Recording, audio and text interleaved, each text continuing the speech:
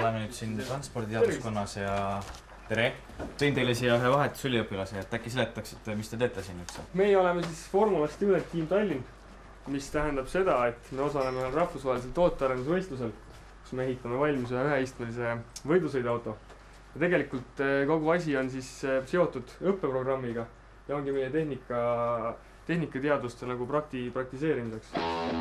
Mis saaks tulevaste autotehnika spetsialistide jaoks veel põnevam olla, kui üks auto algusest lõpuni valmis ehitada? Koostöös Tallinna Tehnikaülikooliga on rahvusvahelistel võistlustel osaletud juba 3 aastat ja kogutud karikad näitavad, et vägagi edukalt. Siin võite näha nagu vedrustuse kinemaatikat, tema on Lennart, tema on meil vedrustuse ülemus.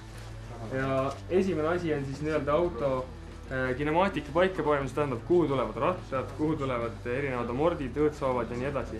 Et see on see kogu A ja O. Et kui see on tehtud, siis võib juba palju kergemalt hingata. Siin suure ekraani peal sa näed juba seda, milline auto meil on nii-öelda arvutisse valmis ehitatud. Et nagu sa seal näed, on juba raam valmis. Et raam ongi siis järgmine asi, mis tuleb peale seda vedrustust ja kere vaatamist.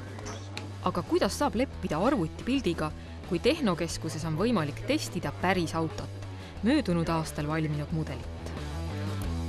Nii, ja nüüd 2 jalga korraga ette. Väga ilus. Ola, ma natuke ei näe midagi. Kas ma ei pea üldse ette nägema?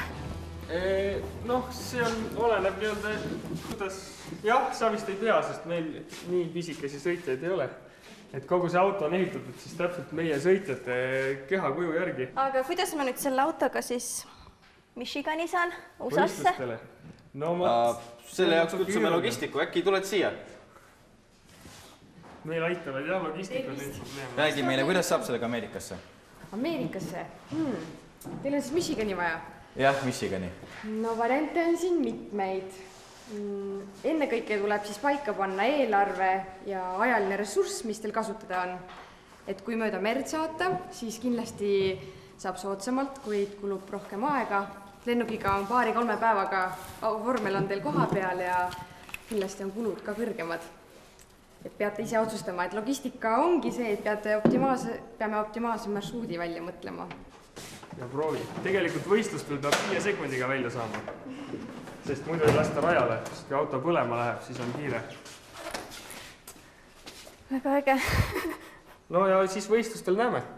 Jah.